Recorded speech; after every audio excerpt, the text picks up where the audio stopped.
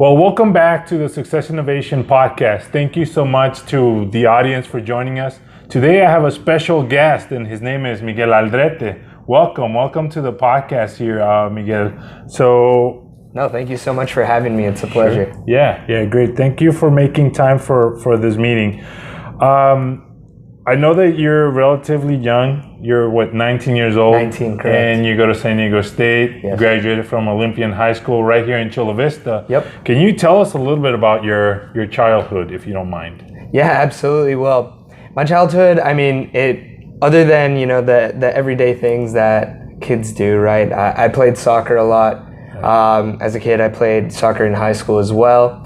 And then that was my athletic side. I enjoyed the outdoors a lot, wakeboarding, surfing, snowboarding, whatnot. But other than that, pretty much since I was 8 all the way until, present day, I started my nonprofit called Kids for Our World, right? So my whole focus over the years, whether it was a little bit at a time when I was first getting started or in 2015-16 when it really picked up, it was raising money and volunteering and gathering other young individuals to be able to make a difference, whether it's a small action or a big step, knowing that even though we're young, we don't have to be adults or famous to truly make a difference in the world. Okay, so you said that when you were 8, you Yes. started this nonprofit. Correct. So let's go back to when you were 7. Okay. How did that happen? I mean, an 8-year-old creating a nonprofit or even any type of business, it's not really that common. An older person has a hard time even doing it.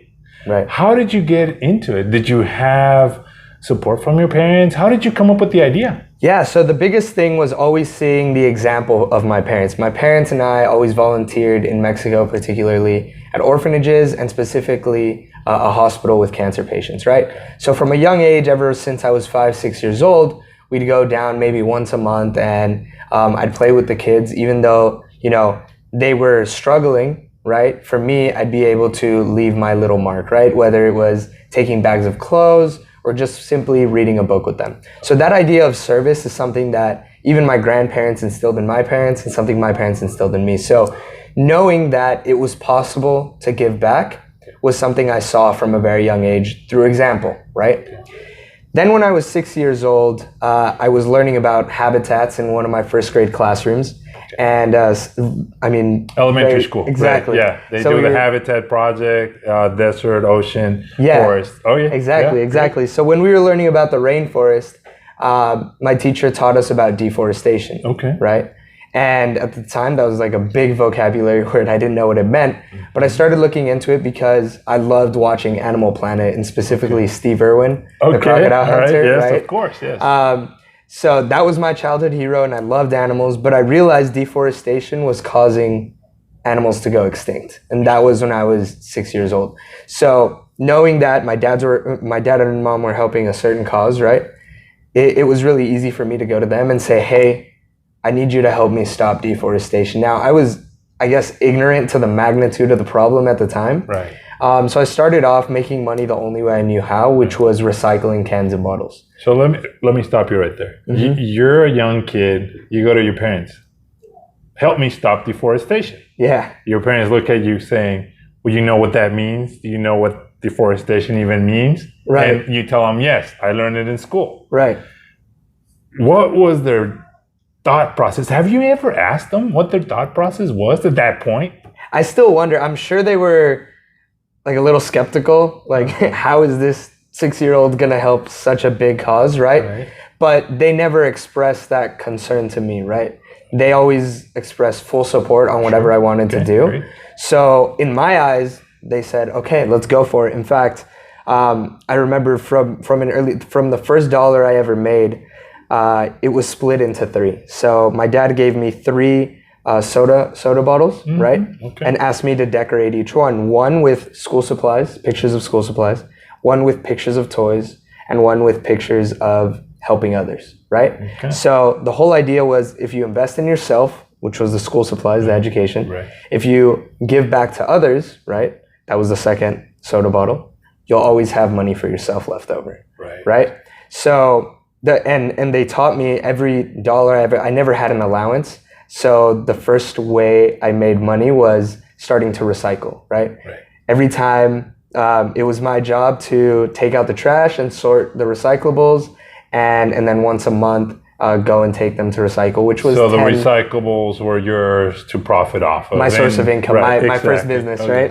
So that turned on a little light bulb in your head. Exactly. Okay, I can make money off of this. Yes, okay, yeah. Great. So it wasn't much, but for me it was maybe $10, $20 a month. Right. And that's how really my nonprofit started. Is once we said, okay, let's do it. All the money I had saved up in the Helping Others jar, I donated it to tree planting efforts. Okay. So I partnered with an organization called Trees for the Future. You get to pick out where the trees are going to be planted, and kind of see the progress as the project develops.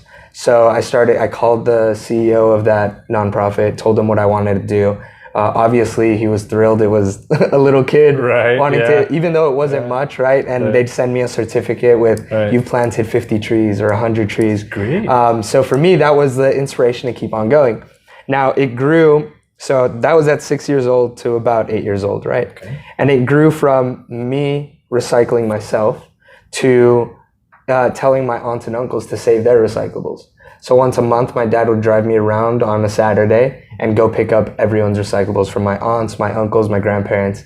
So now it created more of a collection service. Exactly. Essentially, within your network that your network being your immediate family. Yes, absolutely. Okay. So that's when it started to grow. My original goal was 1,000 trees. And as of now, we have over 16,000 planted in 8 countries. Yes, congratulations. Thank you. So off of those 16,000 trees, and off of that project, what has been the hardest obstacle you have to overcome? I think the biggest obstacle at the beginning was having people take me seriously. Okay. Right? And I mean, I could see why, right? Right, of course. But there were a lot of times when an 8, 9-year-old is cold calling some organization halfway across the world and not really knowing what to say. But just having the support, I've had great mentors throughout. Whether it's Mayor Cox has been a fantastic mentor, Mayor Salas as well. And they've seen the projects and they kind of gave me that credibility. It's like, okay, someone from the city is actually backing me up. And I think the second biggest obstacle is trying to grow it past myself. So until 2015, it was just me. It was just me going around collecting money, me asking for donations, me getting sponsors. And in 2015, rather than just donating money, I wanted to go down and plant the trees myself, right? So that's the biggest project up to 2015 that we had done. And I invited 7 ambassadors or 7 of my closest friends to come and join me in this project, right? So we sat together. It was my freshman year of high school, kind of set up a game plan for the next 6 months. How much money did we have to raise to not only fly down there, but donate money to plant trees, help endangered species, and also help the Maleku Indians down in Costa Rica. So what we did was, obviously, we set up a game plan, started raising money, but it was the biggest project I had ever done. Before, it was you raise $100, you donate $100, but now we actually had a budget. We need to hit this number by this time. And being able to manage a group and kind of lead them who, in their experience, they had never done this before, right? For me, raising money was something I had done for a few years already, but I had to teach them how to do it, motivate them and encourage them on continuing, when we'd go weeks with no donations or no sponsors, keep on going. How did you keep them motivated? And how did you keep the spirit to forge forward going? Yeah, absolutely. Obviously, after a week or two that nobody pings you or says, here's a donation, people start getting worried. Is this actually going to happen? Is it going to become a reality? Right. How did you steer that boat? Yeah, so kind of how you were talking about, the discouragement came mostly, and it was the first time I had ever done it, actually door knocking, right? Yeah. And we door knock not houses, but businesses, right, asking for sponsorships. I remember we'd go 9 hours and maybe get a $50, $100 donation, right? Then we had to raise a couple $1,000, right? So So it was like frustrating at that point. So what I decided to do was I knew everyone in that group I had met through soccer, right? Yeah. And in that process, in those 6 months when we were fundraising, at school we actually read an article about something called the soccer ball. Okay. So basically it's a soccer ball, and I'm sure you saw it in the TED Talk. Yes, I did. But I've heard about it before. I mean, kids in Africa have been doing that, or getting the ball, which essentially uses kinetic energy to power a light bulb. Exactly. LED, right? Exactly. So when I saw that, I was like, okay, this applies, because we're going to go down, we're going to meet with the Maleco Indians. Yeah. They're living in a third world country in sheds, right? They don't have electricity, they don't have clean water, they don't have food other than what they hunt and whatnot. And I was like, okay, what if I could turn this into a project that revolved around the common interest of soccer, right? Okay. And everyone that was part of the project was actually later on the school soccer team at Olympian, right? Okay. So we all had that common interest. So what I decided to do was organize a soccer game with us, the Kids for Our World ambassadors, against the Maleco Indians, like a friendly game, but it was something that would also be a common interest between us and them. Two completely different cultures coming together for one similar interest, for one similar sport. And that's what... Did that happen while you were down there? Did the idea pop up, or did you actually plan it before you Oh, we planned the soccer game. And I think that whole idea came about halfway through the fundraising process. Okay. And it really revamped everything we were doing, because now we began targeting sponsorships towards companies that made jerseys, Adidas, Nike.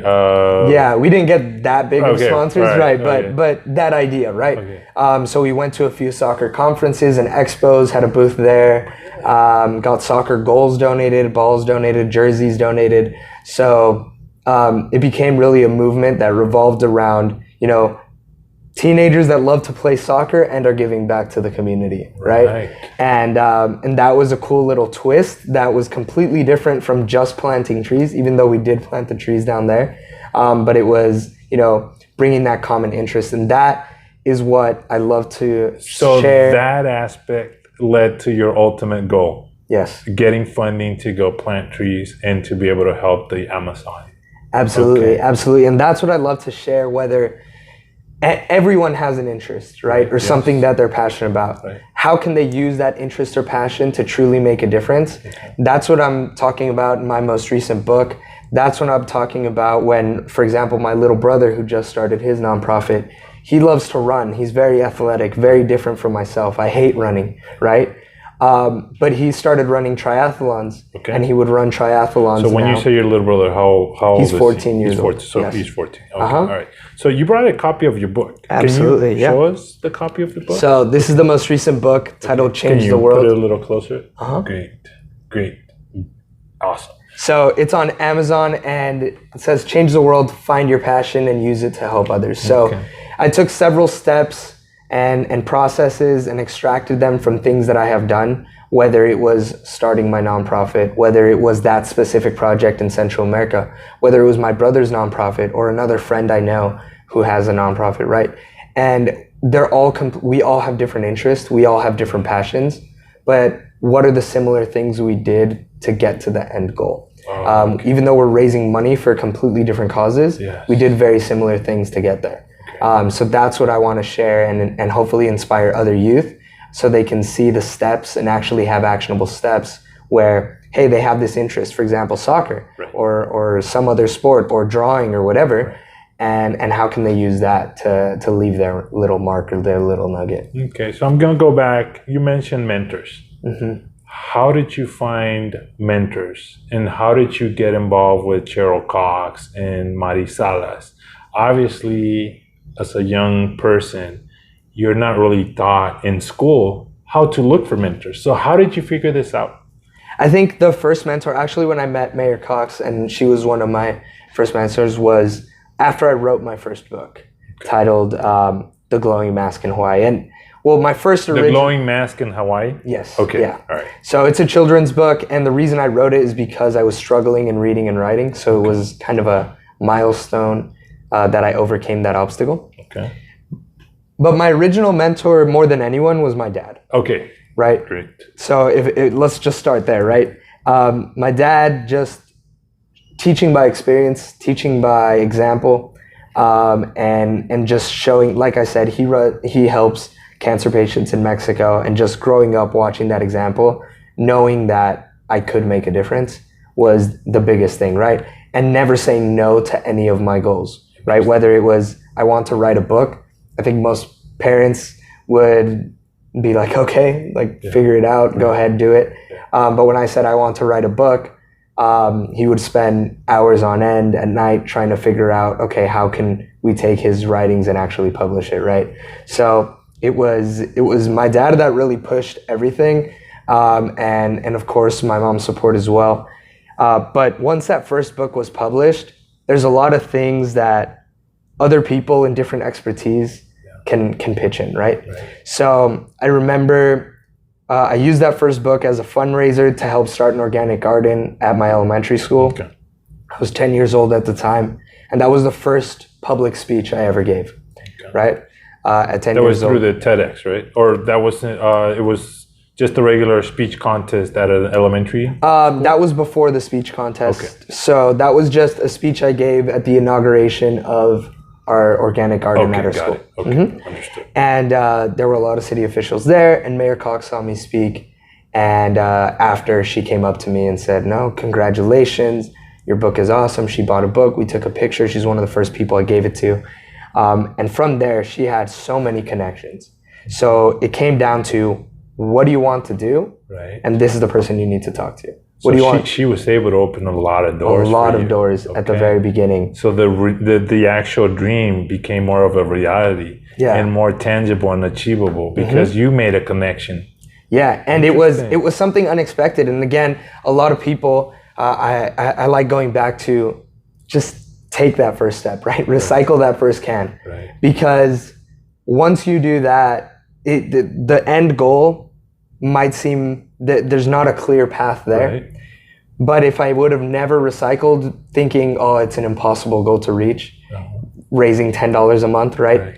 Then I would have never met Mayor Cox, who would have never introduced me to these people who developed my nonprofit, right?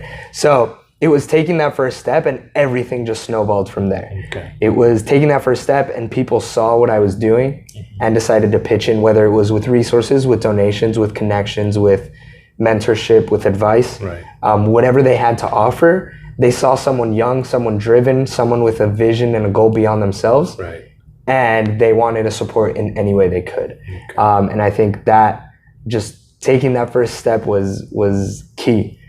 Even though at the beginning it didn't seem like it was going anywhere for about a year, but it really took off after having those specific mentors throughout the years. Okay, so you had Kids for the World, right? Yes. Now you have Changed the World. Is that a different twist? How did you transition from Kids to the World? Obviously, you were doing this as a kid. Right. You're not a kid anymore, so you had to transition to something else, or is that? So Kids for Our World is my nonprofit, right? I still run. So it's still going. It's still going. We're still donating money. Change the World. So up to now, just a little bit of background. I've spoken to over 30,000 students across borders, right? The majority here in San Diego, but a few in LA. I did a few speeches in Mexico City. Flew down there and spoke there, right? So obviously principals see a young kid speaking to other young kids and spreading that message.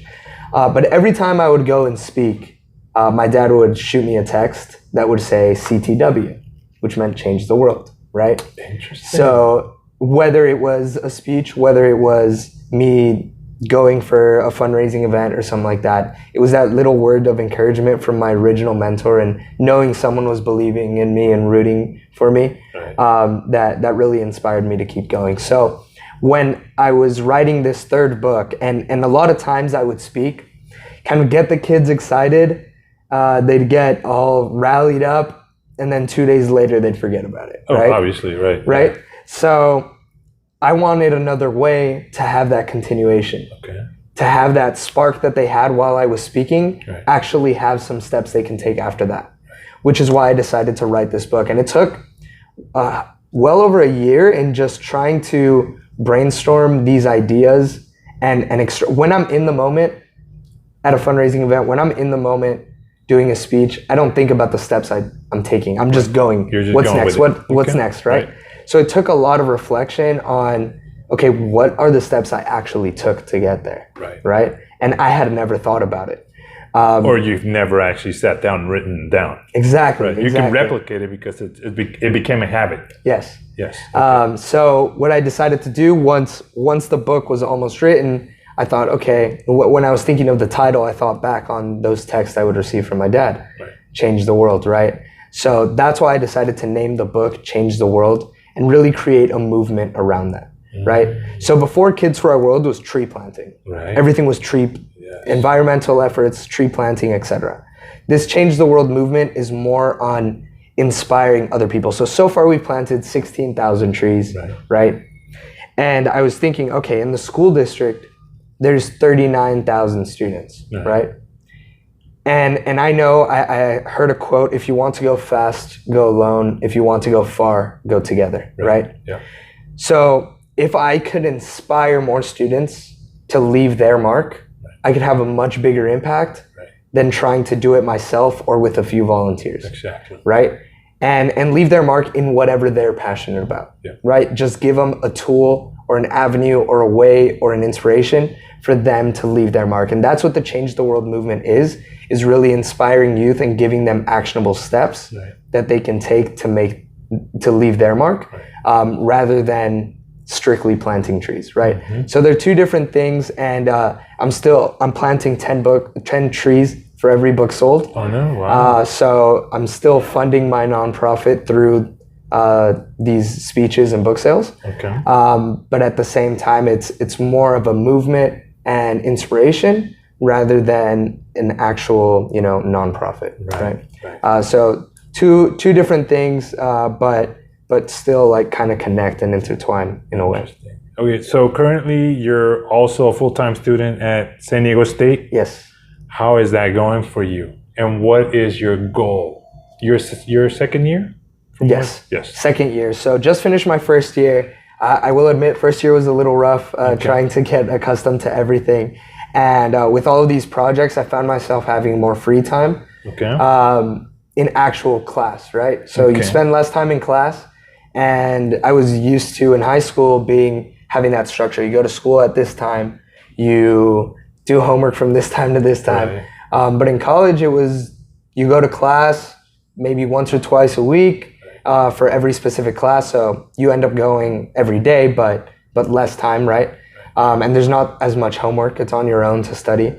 So because I had that free time, that first semester, I would spend so much time on this book, on trying to make some money to pay for college, and all the other extracurricular activities I was involved in. So let me stop you right there. You mastered the art of getting focused. Yes. Let me paint a scenario for you. A student that just barely got out of high school sees all this freedom. They don't really have a plan to do anything other than go to college. They find themselves with all this free time and they lose track of getting focused. How do you manage to stay focused? That's a great question.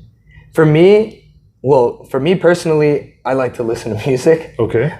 So I had to get into a routine. So that's what I was saying was like that first semester was really rough. Okay. Because I had no idea how to manage my free time. Okay. Right? I knew I was supposed to be studying, but there was no structure to how I was supposed to study. Right. And there was a lot of other activities and goals I wanted to reach outside of school. So I was spending a lot of time on that. And to come back, that first semester was kind of a wake-up call, right? So that second semester, I told myself, okay, now you need to stay focused. And I think it all came down to really getting organized. Okay. And being able to surround myself with like-minded people. Okay. Right? Like-minded people. Yes. Great. So people that were accountability. Right? So whether it was before, it was okay, you set aside this time to study, but now you're home and you want to take a nap or you're hungry or a friend calls you. But if you actually schedule a time with somebody else, right. hey, we're going to study at this time. Now it's harder to drop the ball on them. Exactly. Right?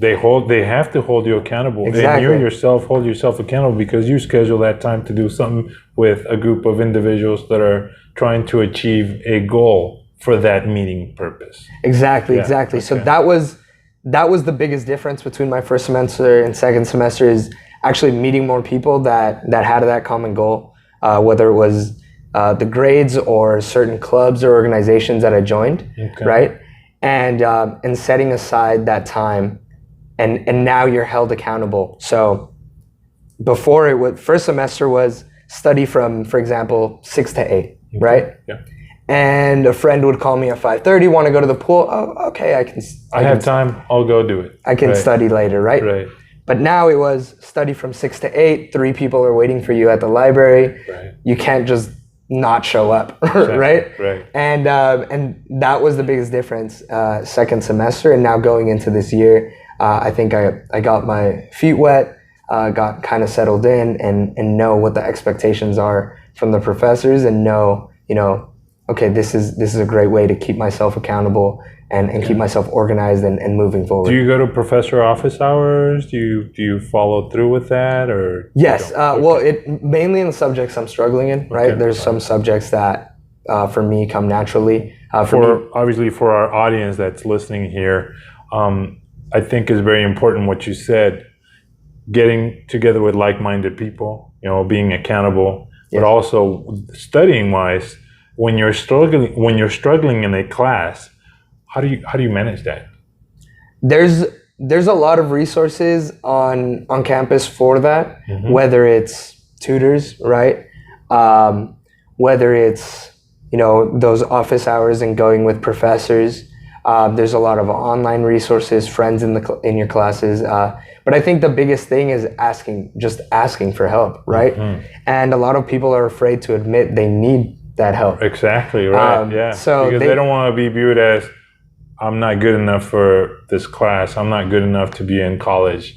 I'm not smart enough. And that's a problem that we have. I mean, as a Latino culture, a lot of the individuals, Latinos, especially young fellows Mm-hmm. and females that are going into a college, they feel that burden that if they made it that far, they should be smart enough.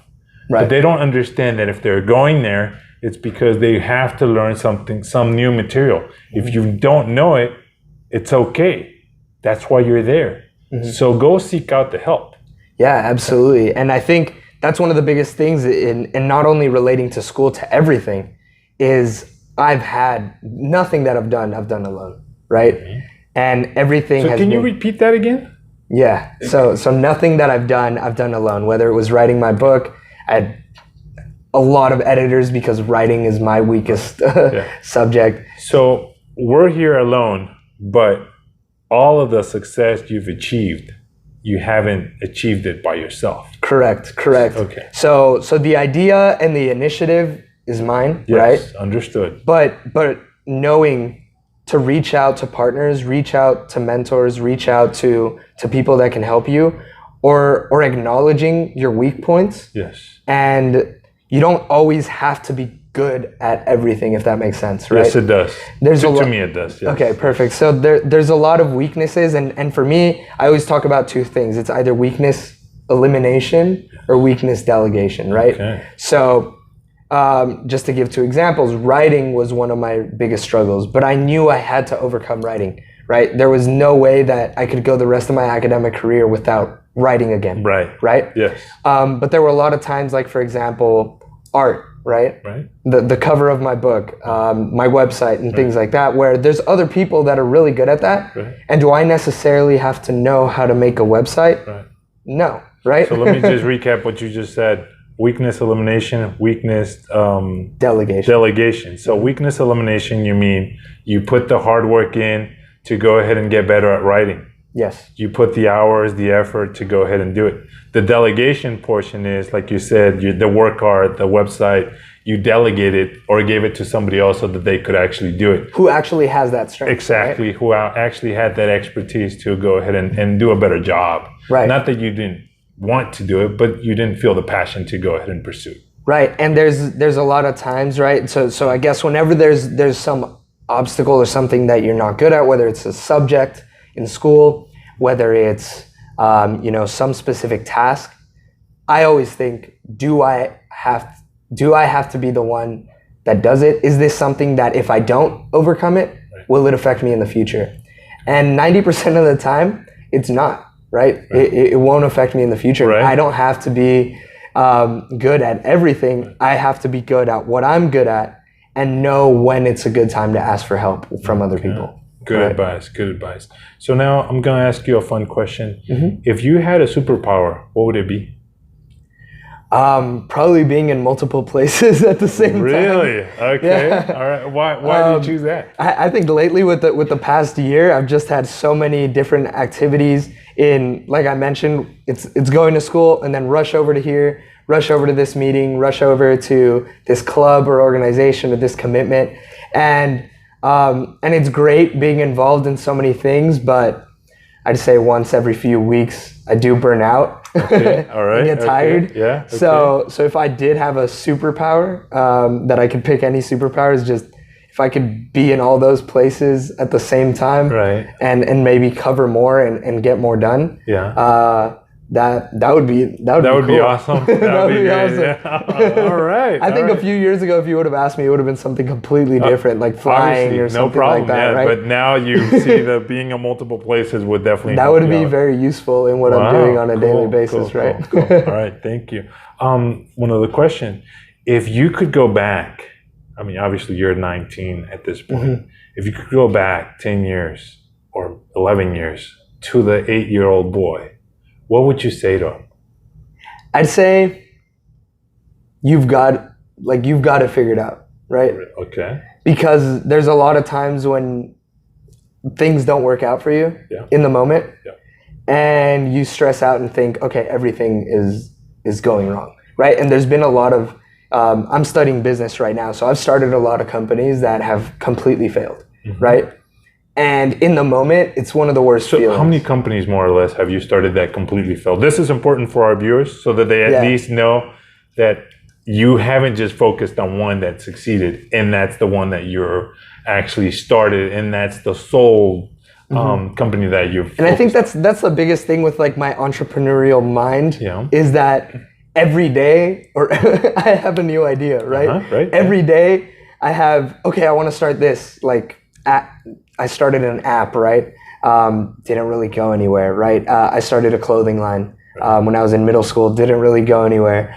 And I'd say companies that I've actually taken the initiative to start but failed is probably about 3 or 4 in the process. Yeah. And then the ones that obviously have taken off more than anything are the ones that is that one, the first one I started, right?